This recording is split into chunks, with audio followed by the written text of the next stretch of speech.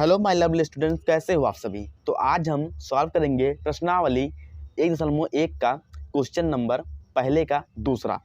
तुम्हारा जो क्वेश्चन है वो बिल्कुल पहले की तरह है कि निर्धारित कीजिए कि क्या निम्नलिखित संबंधों में प्रत्येक स्वतुल्य है, सम्मित है और संक्रामक है। यानी इसी में भी तीनों को आइडेंटिफाई करना है, पता करना है। ओके, और हमारा जो क्वेश्चन है यह है कि प्राकृतिक संख्याओं के समुच्चय n में जो हमें संबंध दिया गया है, रिलेशन दिया गया है, यह दिया गया है कि x व y से संबंध होगा और जो कंडीशन होगी y = x + 5 तथा x जो होगा 4 से छोटा होगा द्वारा परिभाषित संबंध r।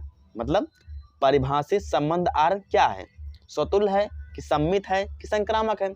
बहुत सिंपल क्वेश्चन है, बहुत सिंपल तरीके से बताएंगे, आप लोग ध्यान से देखिए। चलिए हम अपने खेला शुरू करते हैं। तो सबसे पहले हम देखेंगे कि दिया क्या गया है हमें क्वेश्चन में। तो यहाँ पर लिखेंगे दिया है, बिल्कुल इसी तरह आपको भी अपने बोर्ड कॉपी में लिखना, तभी भी आपको पूरे मार्क मिलेंगे और आपका जो टीचर होगा उसका भी दिल खुश हो जाएगा। तो हम यहाँ पर लिखेंगे दिया क्या गया है। तो देखिए हमें दिया गया है कि प्राकृतिक संख्याओं के समुच्चय n में, यानी जो हमें समुच्चय दिया गया है, यहाँ पे समुच्चय n जो दिया गया है वो क्या दिया गया है, वो है प्राकृतिक संख्या। प्राकृतिक मतलब नेचुरल, जो 1 2 3 4 से स्टार्ट होते हैं। 1 2 3 4 ये हो गए हमारे प्राकृतिक संख्या। ओके, और दूसरी चीज़ क्या दी गई है, हमें दिया गया है संबंध, यानी हमारा जो रिलेशन है वो क्या है, वो हमारा यह है कि हमें x व y से संबंध बनाना है। उसके बाद हमारी जो कंडीशन दी गई है, कंडीशन आया है कि y = x + 5 तथा x जो है 4 से छोटा रहेगा, ये हमें संबंध दिया गया है। ओके, अब हमें निकालना क्या है, हमें भैया ही पता करना है कि जो मेरा r है वो स्वतुल्य है कि सम्मित है कि संक्रामक है। तो चलिए हम पता करते हैं। सबसे पहले हम बनाएंगे संबंध x व y के बीच में। ठीक है, तो यहाँ पे चलिए स्टार्ट करते हैं। यहाँ पे लिखेंगे हल, हमें संबंध बनाना है x व y के बीच में, तो इसलिए हम एक गोला x के लिए बना लेते हैं और दूसरा गोला y के लिए बना लेते हैं, क्योंकि यदि आप चित्र से समझेंगे तो बहुत ही सरल तरीके से समझ में आएगा। ठीक है, ये मान लेते हैं x वाला है, ये मान लेते हैं y वाला। अब इन दोनों के बीच संबंध बनाना है। अब संबंध तो ऐसे बन नहीं जाएगा, क्योंकि इसमें कोई ना कोई कंडीशन होगी ना, तभी तो संबंध होगा। जैसे एक होता नहीं है कि लड़का लड़की में जो संबंध बनता है तो कोई कंडीशन होती है ना, उन दोनों के बीच में क्या होता है, एक दूसरे को लाइक करते हैं, पसंद करते हैं, तभी संबंध बनाते हैं। उसी प्रकार इसमें भी संबंध बनाना है। तो यहाँ पे कंडीशन दी गई है कि y = x + 5, यानी जो हमारा y है किसके बराबर है, x + 5 के बराबर है। उसके बाद एक कंडीशन ये हो गई, दूसरी कंडीशन यह है कि जो हमारा जो x होना चाहिए वो 4 से छोटा होना चाहिए। यानी कि हम क्या ले सकते हैं, x को एक ले सकते हैं, 2 और 3, इससे ज़्यादा नहीं ले सकते हैं, क्योंकि कंडीशन दे दिया गया है ना कि जो x होना चाहिए वो 4 से छोटा होना चाहिए।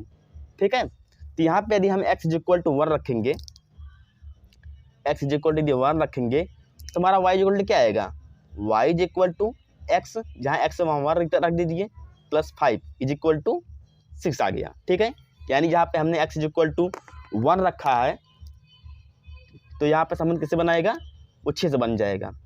यदि x = 2 रखेंगे, यहाँ पे देखिए x = हमने 2 रख दिया तो y = क्या आएगा, y 2 + 5। ठीक है, x यहाँ पे 2 रखेंगे क्या आ जाएगा, 7। यदि हम y पर x पर 2 रखेंगे तो y क्या आ जाएगा, 7। ये इससे संबंध बना लेगा। ओके, अब देखिए x = 3 रखेंगे तो y = क्या आएगा, तो y = आएगा 3 + 5 = क्या, 5 3 8। यानी कि जब हम 3 रखेंगे तो y क्या आ जाएगा, 8 आ जाएगा, ये इसे संबंध बना लेगा।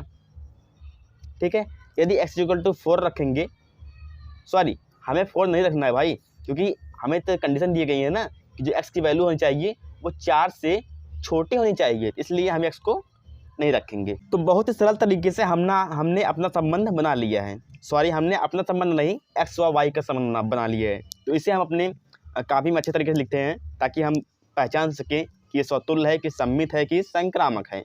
तो हम लिखेंगे संबंध क्या है, R इज इक्वल टू क्या आया है, ध्यान से देखिए, जब हमने x पे 1 रखा, x पे 1 रखा तो y क्या मिला, 6 मिला, एक संबंध बन गया। जब हमने x पे 2 रखा तो y क्या मिला, 7 मिल गया, दूसरा संबंध। तीसरा हमने जब x पे 3 रखा तो y क्या मिला, 8 बन गया। ठीक है, ये हमारा बन गया तीसरा संबंध। तो ये हमारा संबंध बन गया। अब इसी से हम पता लगाएंगे कि स्वतुल्य है कि सम्मित है कि संक्रामक है। तो फटाक से डालेंगे स्वतुल्य।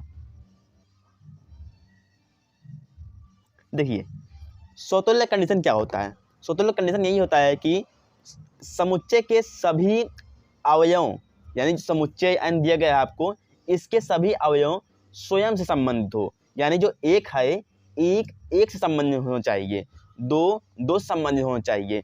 तो यहाँ पे आप ध्यान से देखिए, इस रिलेशन में आपको कहीं एक से संबंधित दिख रहा है, ध्यान से देखिए, नहीं दिख रहा ना, तो बस वही बात। तो इसका मतलब यह है कि जो हमारा ये रिलेशन है ये स्वतुल्य बिल्कुल भी नहीं है। तो कैसे लिखेंगे, देखिए सबसे पहले आप इसका फार्मूला ले सकते हैं। फार्मूला क्या है कि ए जो है ए संबंधित होना चाहिए, और जो ए हो वो कहाँ से आए, हमारे समुच्चय से आए। ठीक है, ये हो गया फार्मूला।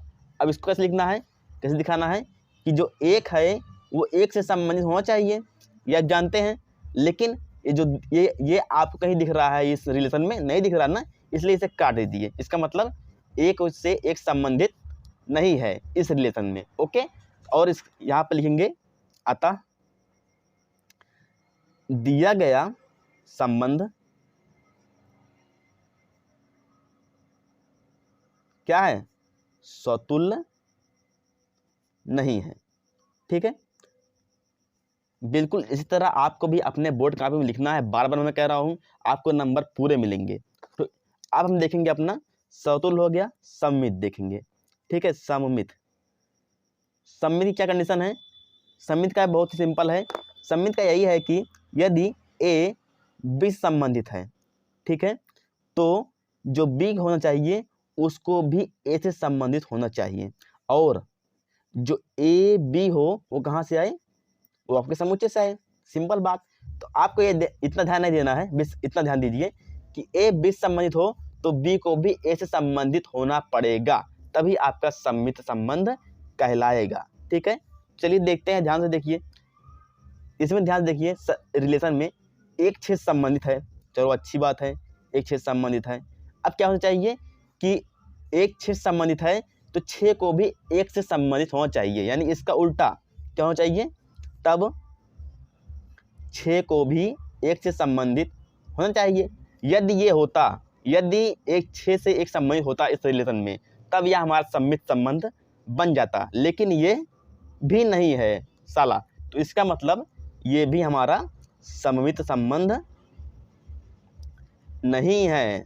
ठीक है, अब इसके बाद हम पता करेंगे संक्रामक संबंध का।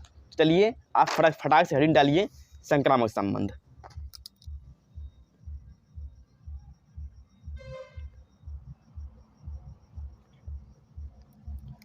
तो देखते हैं भाई संक्रामक संबंध क्या होता है। संक्रामक संबंध भी बहुत ही सिंपल होता है। वह यही होता है कि यदि ए बी से संबंधित है, ठीक है, तो बी सी संबंधित है। यदि ए बी संबंधित है और बी सी यानी किसी तीसरे से संबंधित है, तब इसका पहला और इसका लास्ट यानी ए जो है वो सी से संबंधित होना चाहिए, और जो ए बी सी डी आए वो कहाँ से आए, ए बी सी, ये कहाँ से आना चाहिए, ये आना चाहिए हमारे समुच्चय से। ठीक है, आपको इतना ध्यान देना है, क्या ध्यान देना है, ए बी संबंधित है, बी तीसरे संबंधित है, और इसका लास्ट और इसका पहला इसका लास्ट भी संबंधित होना चाहिए। तो ध्यान से देखिए, मान लेते हैं कि एक छः संबंधित है, अच्छी बात है। ठीक है, तो जो छः होना चाहिए वो किसी तीसरे संबंध होना चाहिए। अब क्या यहाँ पर ध्यान से देखिए, एक छः संबंधित है तो छः किसी और से संबंधित है, जी बिल्कुल नहीं है। मान ले छः को 7 संबंधित होना चाहिए, ये है आपके रिलेशन में, नहीं है। इसका मतलब ये संक्रामक भी नहीं है। यदि ये इससे होता और फिर इसका पहला इसका लास्ट एक साथ संबंधित होना चाहिए। क्या ये है? अरे भैया ये भी नहीं है। तो इसका मतलब यह हमारा आर संक्रामक नहीं है।